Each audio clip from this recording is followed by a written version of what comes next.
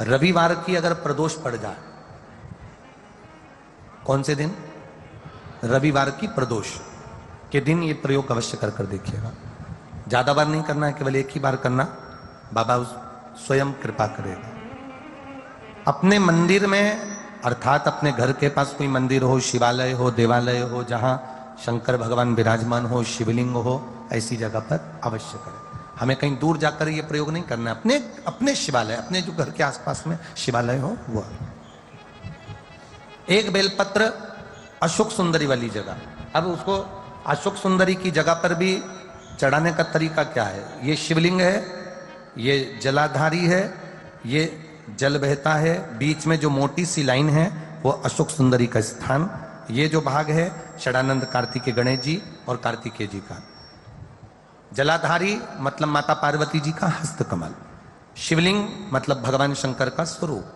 ऊपर से जो बूंद बूंद पानी इस पर गिरता है वो शंकर भगवान की 5 लड़कियां, जया, विषहरा, शामली बारी, दौतली और देव।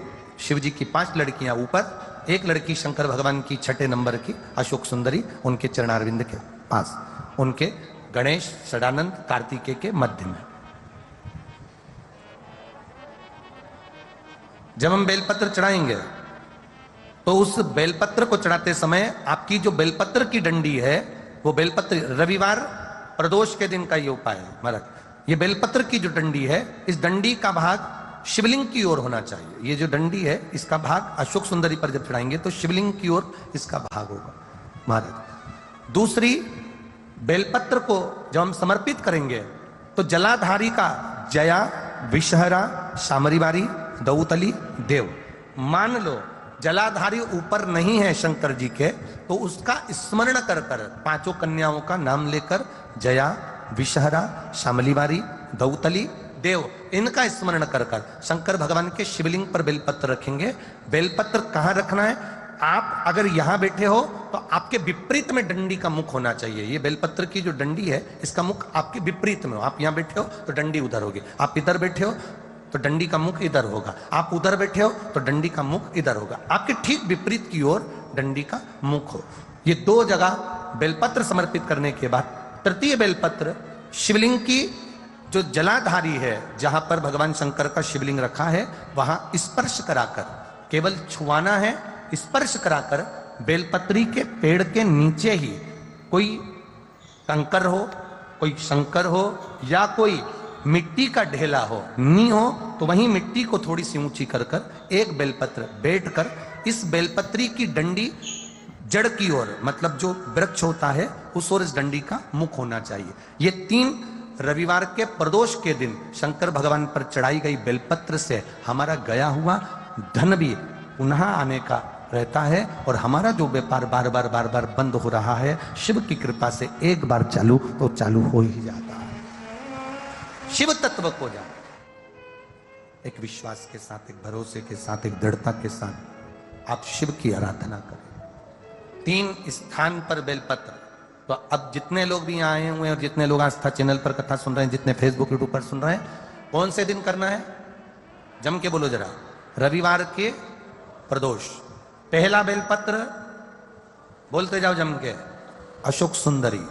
दूसरा बेलपत्र शंकर भगवान के, जम के बोलिए,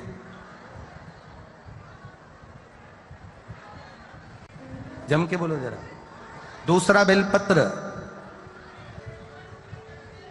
शिव लिंग के ऊपर 5 कन्याओं का स्मरण कर कर नाम बोलेंगे सभी, जया, विषहरा, शामली बारी, दौतली, देव, ये 5 कन्याओं का स्मरण करके शिवलिंग पर। तीसरा बेलपत्र जलाधारी, जहां शिवलिंग रखा हुआ है उस जलाधारी पर स्पर्श कराकर और वो बेलपत्र का भाग ले जाकर बेलपत्र के वृक्ष के नीचे।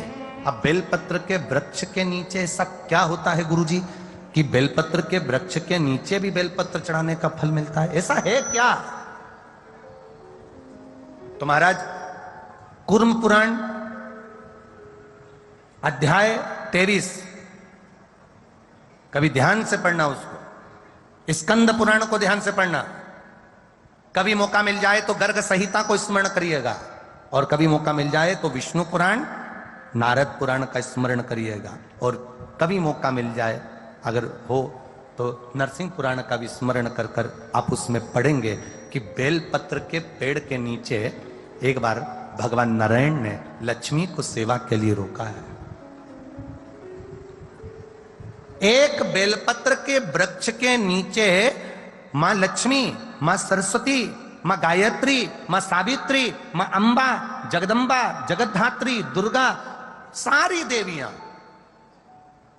सारे भैरव, सारी भैरवी, सारे देवता उस बेलपत्र के वृक्ष के नीचे रहते। देखिएगा, अगर आपको लगे कि मैंने व्यापार बदल लिया, एक बार बदला। कई लोग ऐसे भी होते हैं जो पैसा इकट्ठा करते हैं, धन एकत्रित करते हैं, और कोई व्यापार ऐसा कर लेते हैं जिस व्यापार में धन चले जाता है तो वो धन वापिस नहीं आता महाराज, वो व्यापार का धन वापिस नहीं आ पाता। तो बड़े दुखी होता है कि भाई मेरा गया हुआ पैसा नहीं आ रहा, मैं बड़ा कष्ट में हूं, मेरा खुद का ही आ जाए ना तो मैं निहाल हो जाऊं, मेरा अपना ही नहीं आ रहा जो गया हुआ है, तो मैं क्या वर्णन करूं, उसको क्या कहूं। उनके लिए भी ये प्रयोग, ये शिव विद्येश्वर संहिता का ये भाव बड़ा सुंदर है महाराज। आप व्यापार पर व्यापार बदल कर देख लिए, धन भी हमारा कहीं डूब गया, आ नहीं रहा है, तो प्रयास करना 3 स्थान पर चढ़ाई गई बेलपत्र हमें सुख का अनुभव करा दे।